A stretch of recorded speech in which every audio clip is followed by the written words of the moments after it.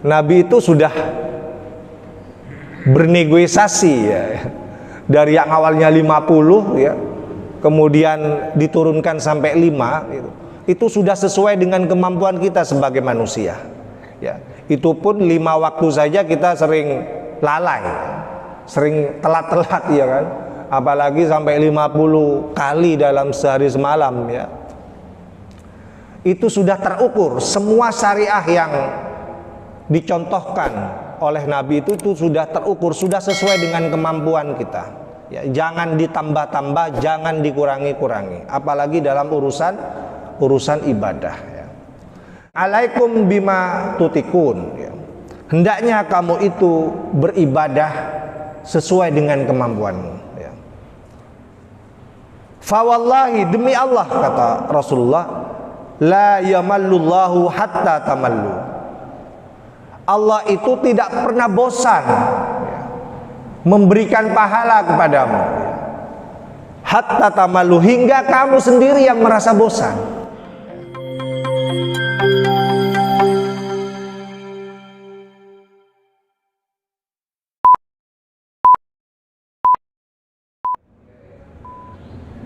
Bismillahirrahmanirrahim. Assalamualaikum warahmatullahi wabarakatuh.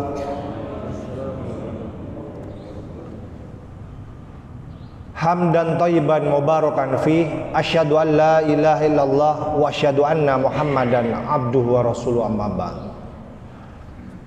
Qala Allah Ta'ala fil Qur'anil Karim, a'udzu billahi minasyaitonir rajim. Yuridullahu bikumul yusra wa la yuridu bikumul usra. Wa qala ta'ala fi ayatin ukhra, ma anzalna 'alaikal Qur'ana litashqa. Jamaah salat subuh yang dimuliakan Allah,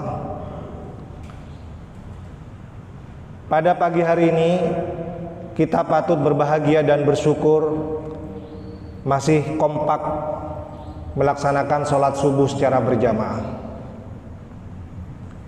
Harapan kita bersama, apa yang kita laksanakan pada pagi hari ini bisa menjadi awal yang baik untuk seluruh kegiatan kita pada hari ini.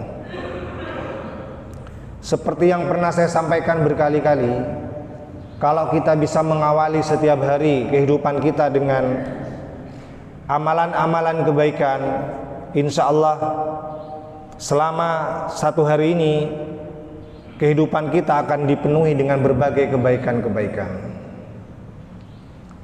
Jamaah salat subuh yang dimuliakan Allah, salawat serta salam marilah kita haturkan kepada Nabi kita Muhammad sallallahu alaihi wasallam, kepada keluarganya, kepada sahabatnya, dan tentunya juga kepada seluruh umatnya yang tetap setia memegang teguh ajaran Islam hingga akhir zaman.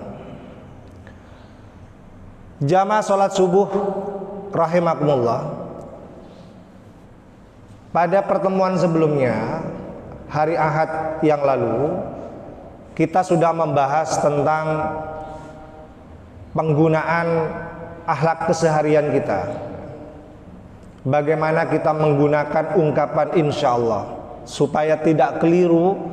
Kemarin sudah kita bahas pada hari Ahad yang lalu. Kemudian yang kedua, bagaimana kita menggunakan konsep sabar supaya kita tidak keliru juga.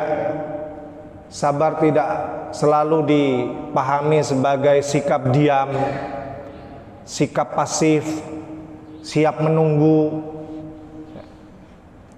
Tetapi lebih daripada itu, kita sudah pahami pada Ahad yang lalu konsep qanaah,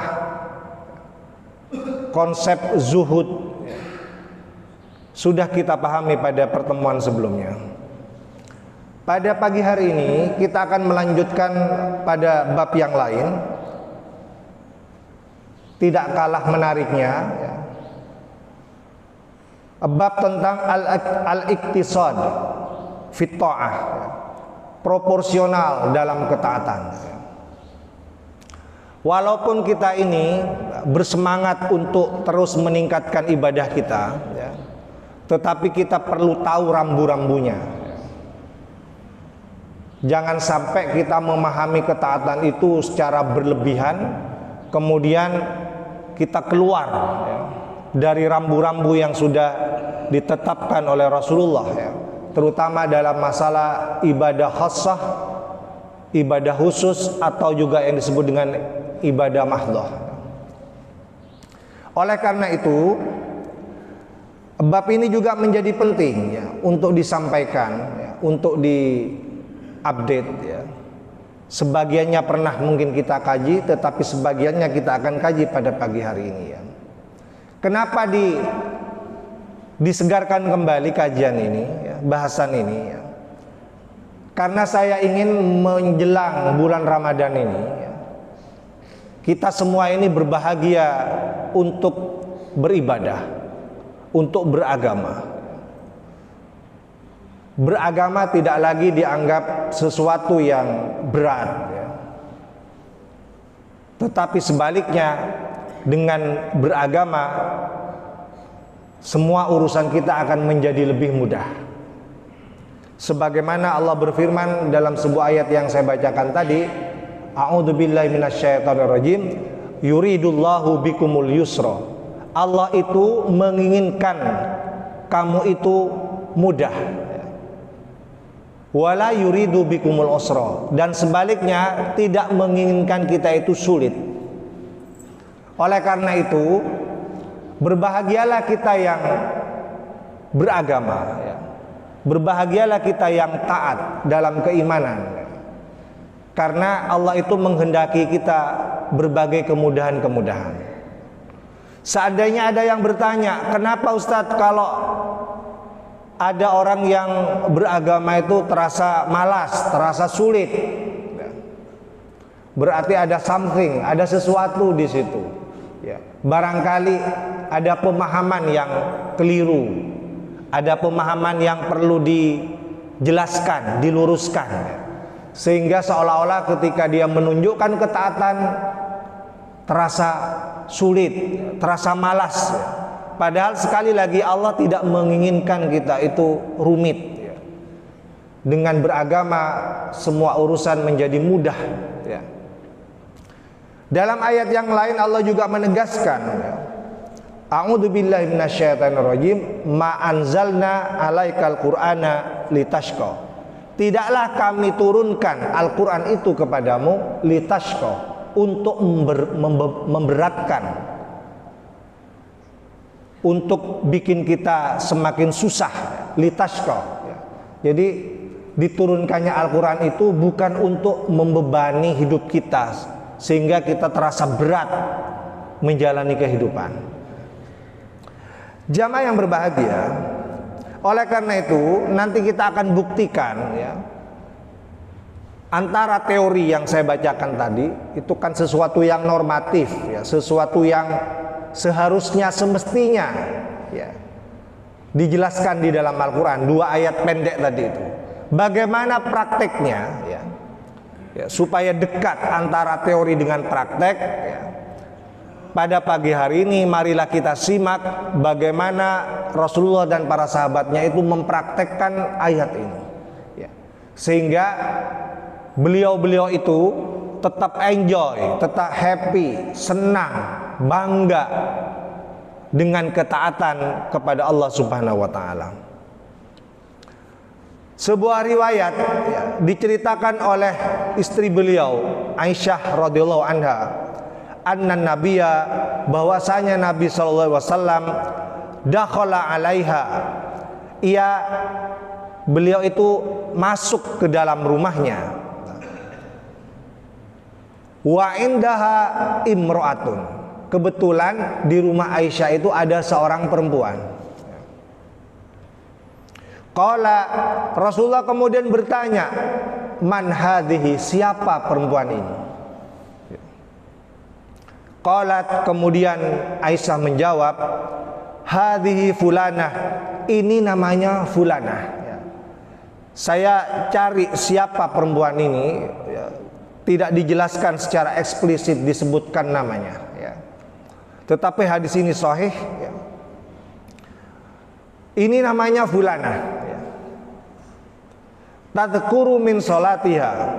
Dia sangat terkenal kalau dalam urusan sholat. Jadi masa tidak tahu gitu, masa tidak kenal perempuan ini ya. Seolah-olah dalam bahasa kita seperti itu. Ini perempuan sangat terkenal kalau dalam masalah ibadah sholatnya. Qala ya. Rasulullah kemudian berkomentar ya, menjawab ya. Mah alaikum bima tutikun. Jangan sholat seperti itu katanya. Ya. Mah ya. Mah di sini disebutkan dalam kitab ini kalimatun nahyi ya. Kalimat yang sifatnya melarang ya.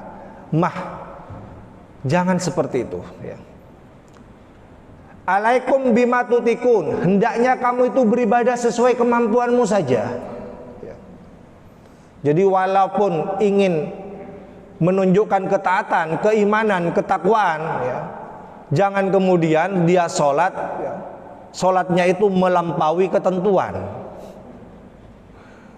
Sholatnya 5 waktu ya, sebagaimana kita pahami dalam perjalanan Mi'raj itu, Nabi itu sudah bernegosiasi ya, dari yang awalnya 50 ya, kemudian diturunkan sampai 5 gitu.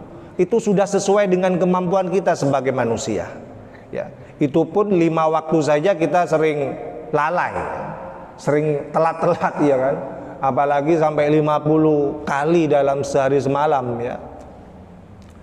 Itu sudah terukur, semua syariah yang dicontohkan oleh Nabi itu sudah terukur, sudah sesuai dengan kemampuan kita ya. Jangan ditambah-tambah, jangan dikurangi-kurangi, apalagi dalam urusan ibadah ya.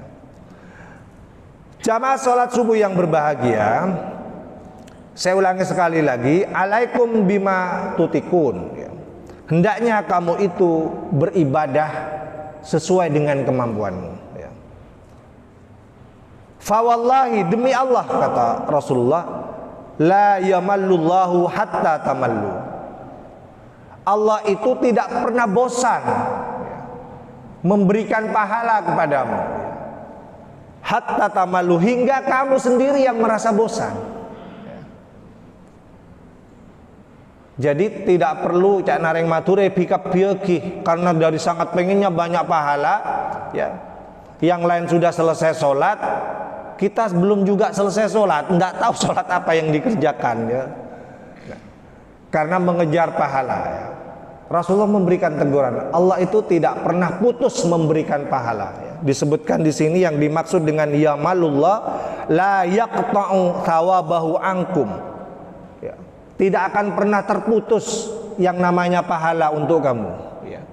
Walaupun kamu tidak sampai berjam-jam melaksanakan sholat ya. Jamaah yang berbahagia, kemudian dilanjutkan wa kana ahabbuddin, dan agama yang paling dicintai ya, ilaihi ya, ma dawama sahibuhu alaihi, adalah amalan agama yang kamu konsisten mengerjakannya ya. Saya ulangi sekali lagi, wa kana ahabbuddin ilaihi ma dawama sahibuhu alaihi. Amalan agama yang paling dicintai oleh Allah itu adalah ma dawama sahibuhu alaihi, sebuah amalan yang pelakunya itu konsisten melaksanakan itu.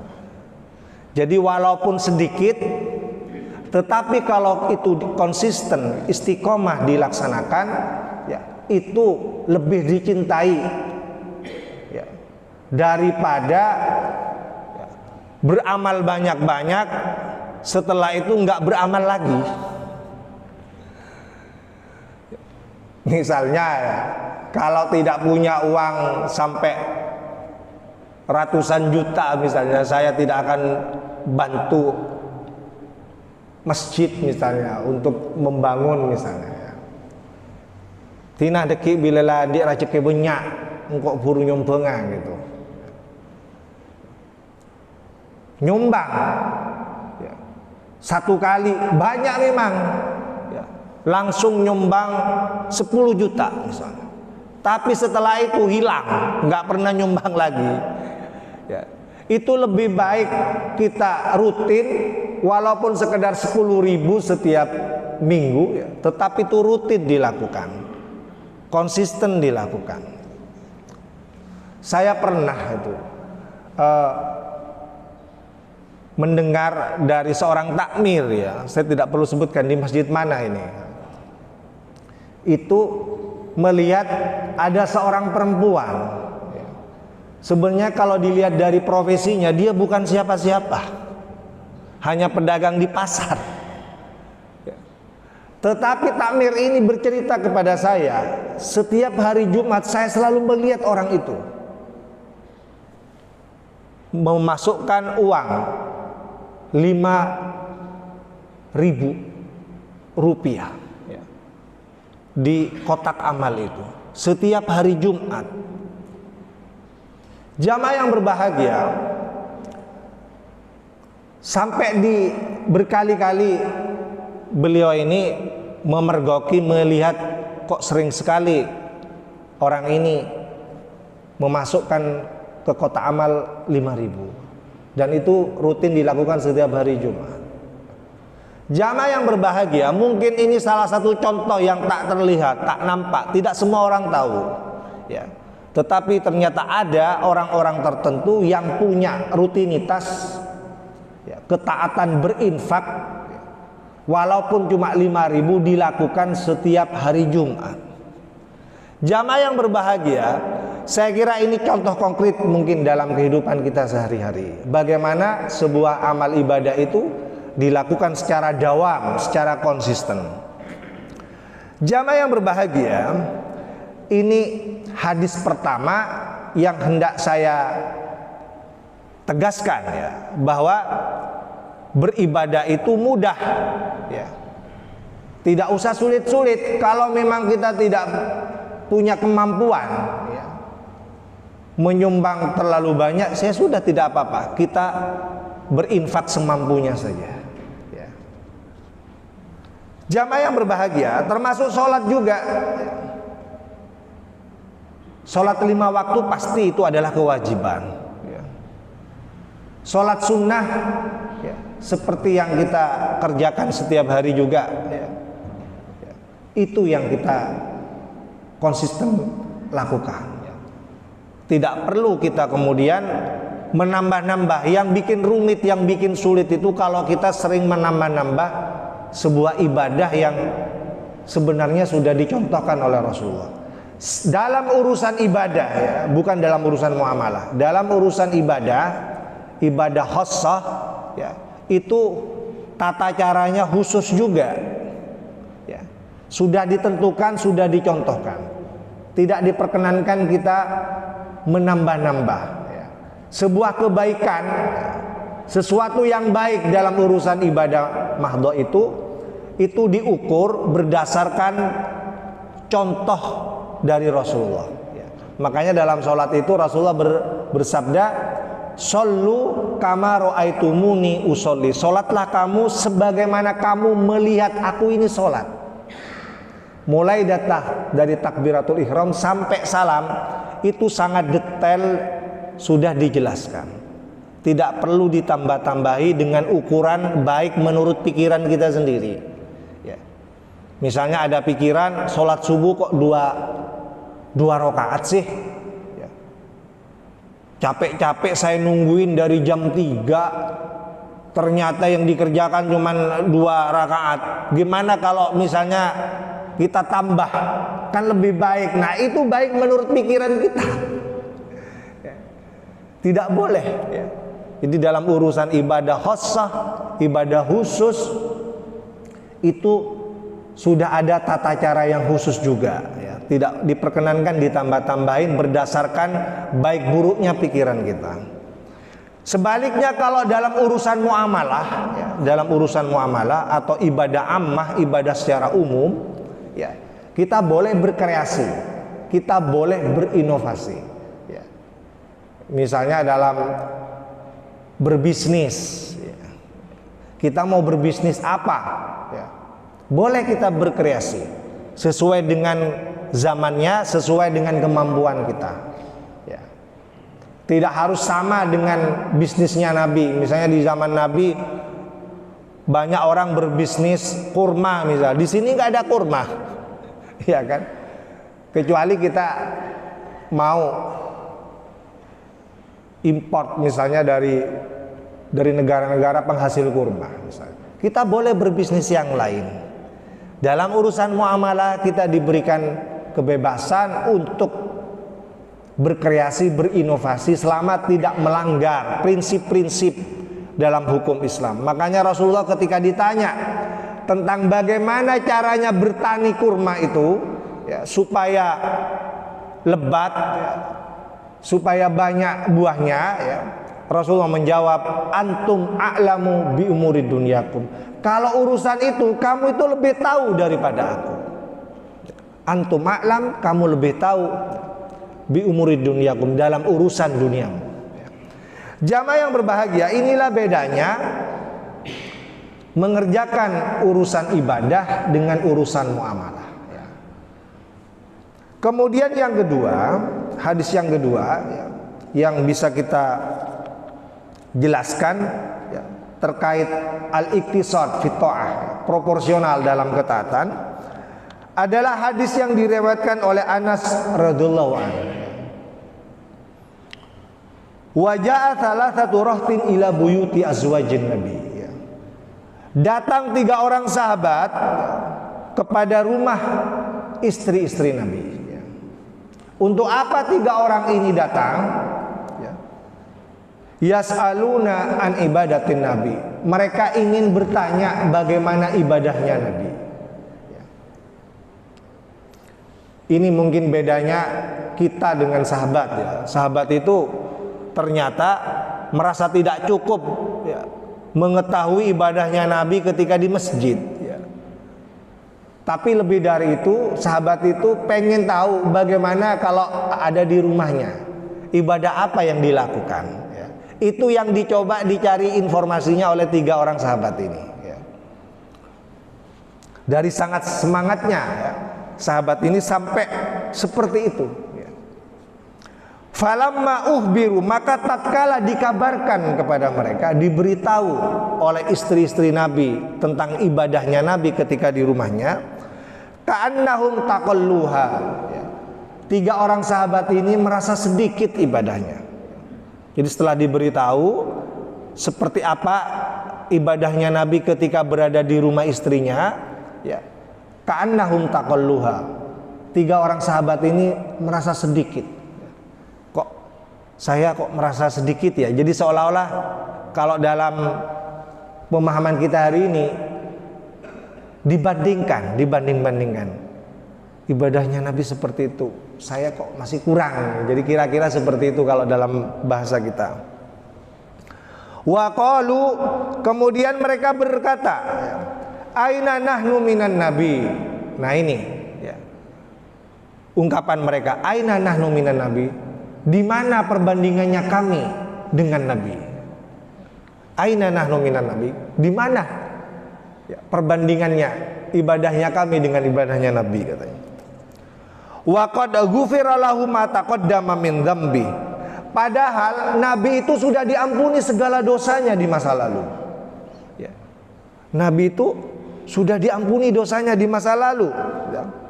Wa ma ta'akhkhara, bahkan dosa-dosa yang akan datang juga sudah dijamin diampuni.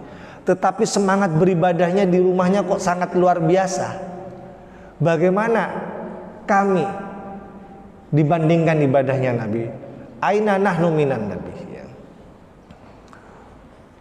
Qala ahaduhum, salah seorang di antara mereka sampai keluar sebuah ungkapan ya. Dan ungkapan ini mungkin sangat memberatkan ya kalau dalam bahasa kita mungkin ya. Apa yang diungkapkan oleh salah seorang sahabat ini? Amma ana fa usallil laila abadan. Karena dia merasa sedikit dibanding ibadahnya Nabi sampai keluar kata-kata ini. Amma ana fa usallil laila abadan. Aku ini akan sholat semalam suntuk abadan, selamanya ya. Jadi kalau kita sholat, setiap sholat wajib paling lama, paling khusyuk berapa menit? Paling khusyuknya kita kalau sholat berapa menit? Kira-kira 10 menit. Wah, hebat sekali, 10 menit Ustadz. Paling khusyuk itu sudah saya alami ya. Yang saya alami yang paling khusyuk pas waktunya 10 menit ya. Lah ini tidak 10 menit sampai semalam suntuk. Jadi dari habis isya ya, atau dari habis maghrib sampai subuh sholat, pengen sholat semalam suntuk. Jamaah yang berbahagia, ini ungkapan sahabat pertama. Kemudian ungkapan sahabat yang kedua, waqalal akhar, yang kedua ini tidak kalah dengan yang pertama ya. Apa yang dikatakan sahabat yang kedua ini? Wa ana asumud dahra abada. Kalau Anda cuman sholat semalam suntuk, kalau saya enggak. Wa ana asumud dahra abada. Kalau aku akan melakukan puasa ya, ad-dahra, setahun ya. Wala uftiru, dan tidak akan berbuka. Jadi ini yang dikenal dengan istilah siyamud dahr ya, puasa setahun. Coba bayangkan, kuat enggak kira-kira kalau misalnya ada contoh puasa setahun? Jangankan setahun, kita ini Senin Kamis saja enggak pernah atau sudah jarang-jarang kita lakukan. Ini setahun.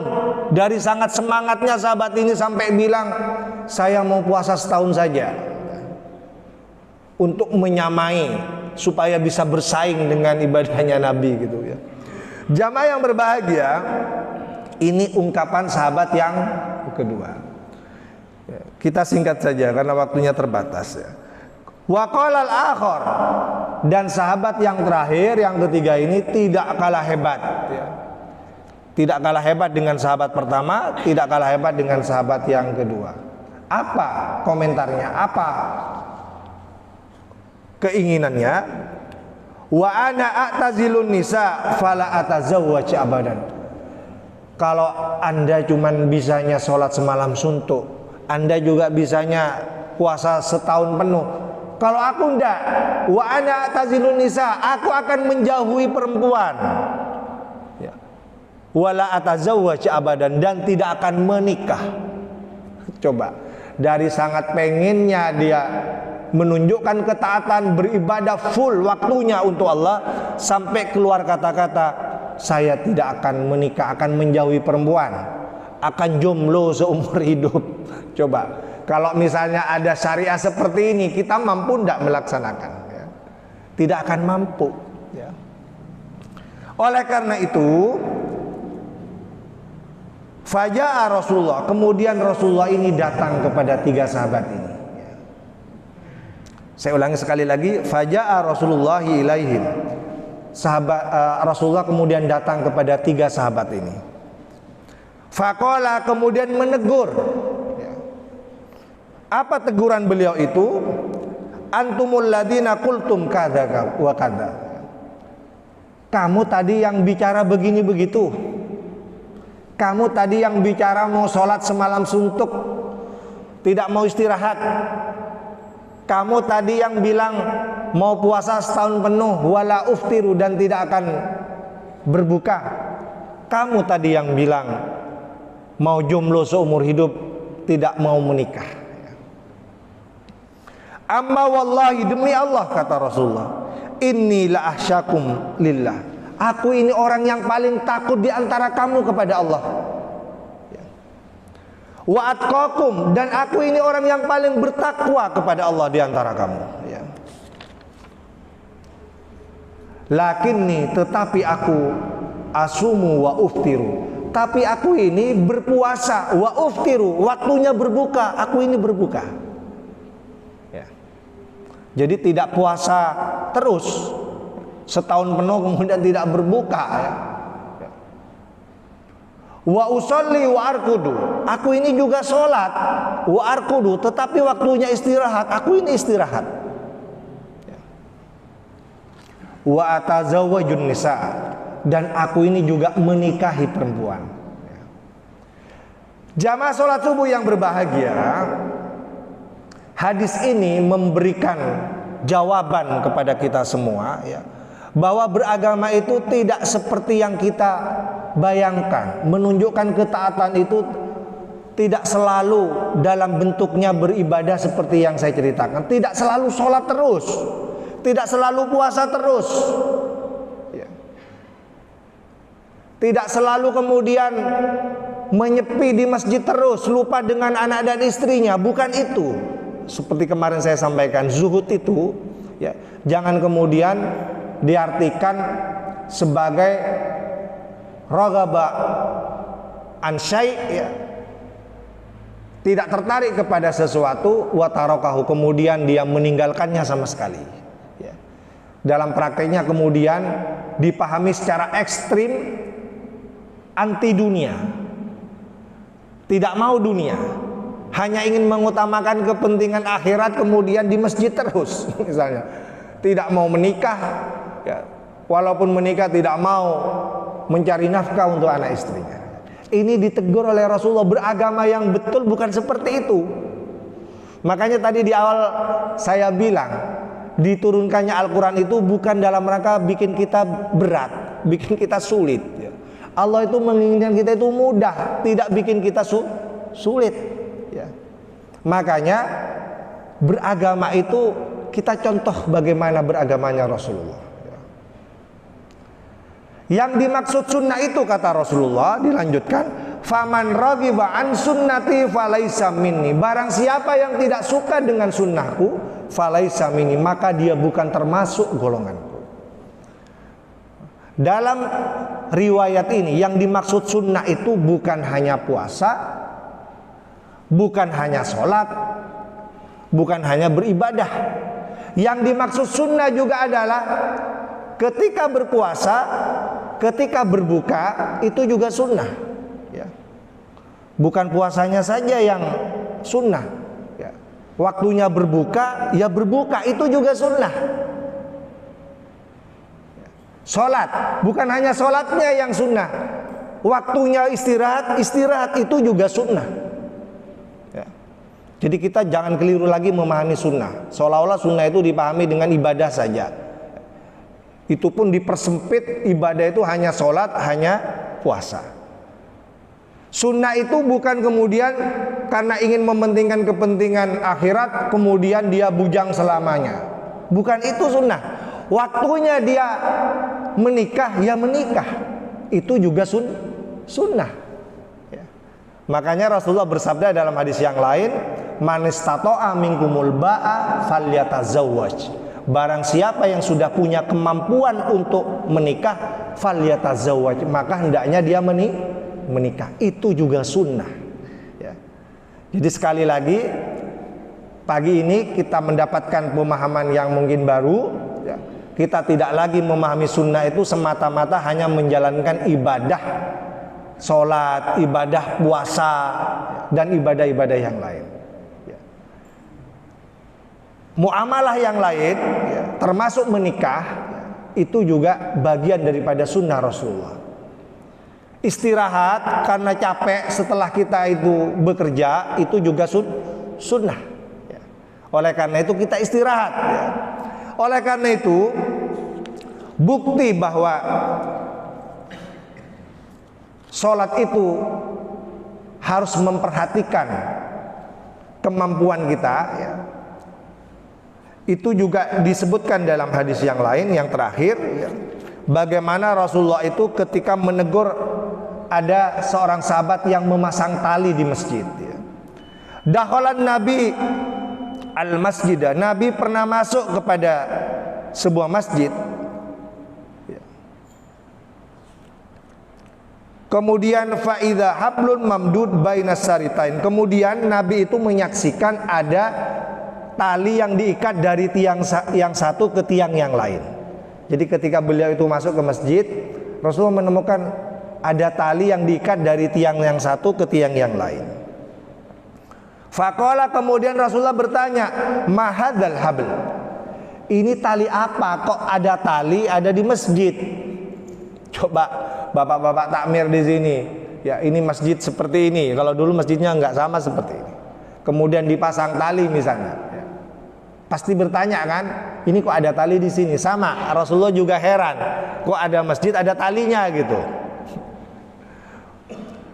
Qalu, sahabat kemudian menjawab, hadal hablu li Zainab. Tali ini dipakai untuk sahabat perempuan bernama Zainab. Ya. Untuk apa? Faida fatarat ta'allaqat bihi.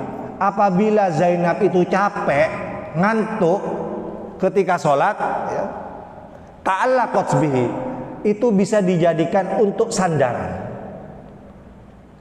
Jadi ada sahabat perempuan dari sangat semangatnya beribadah sholat sampai pasang tali.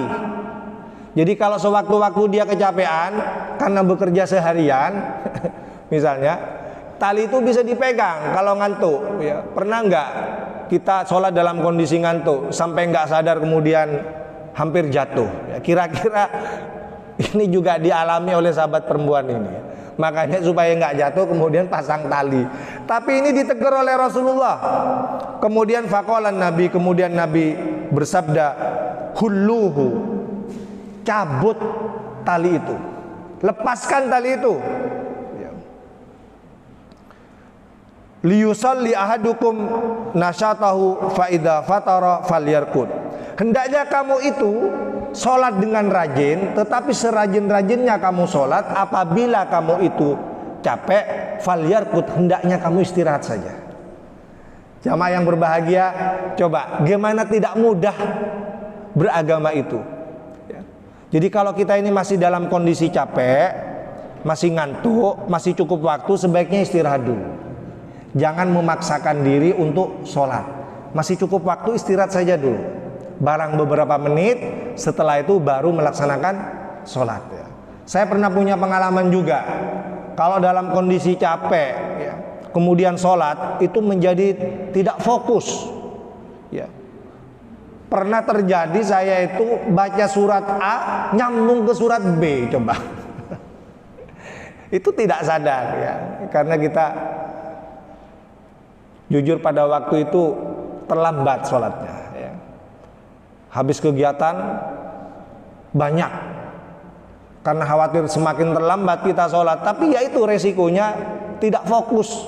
Akhirnya baca surat yang satu nyambung ke surat yang lain. Mungkin bapak sekalian pernah mengalami hal yang sama. Jamaah sholat subuh yang berbahagia, ini mungkin yang perlu saya sampaikan pada pagi hari ini, ya. Sekedar menegaskan kepada kita bahwa menunjukkan ketaatan itu jangan berlebih-lebihan. Semuanya sudah ada ukurannya. Ukurannya apa? Sesuai dengan kemampuan kita sebagai manusia. Ukuran yang kedua, sudah ada syariahnya, sudah ada contohnya dari Rasulullah dalam urusan ibadah. Kalau dalam urusan muamalah silahkan, kita mau berkreasi, kita mau berinovasi, ya, itu diberikan ruang oleh Rasulullah untuk kita, ya, dalam urusan dunia. Semoga apa yang saya sampaikan pada pagi hari ini bermanfaat. Kita akan sambung pada kajian berikutnya di hari Ahad yang akan datang. Semoga kita semua dalam kondisi sehat, sehingga Ahad yang akan datang semua kita tetap kompak untuk sholat jamaah di sini dan mengikuti kajian juga di sini. Saya akhiri, assalamualaikum warahmatullahi wabarakatuh.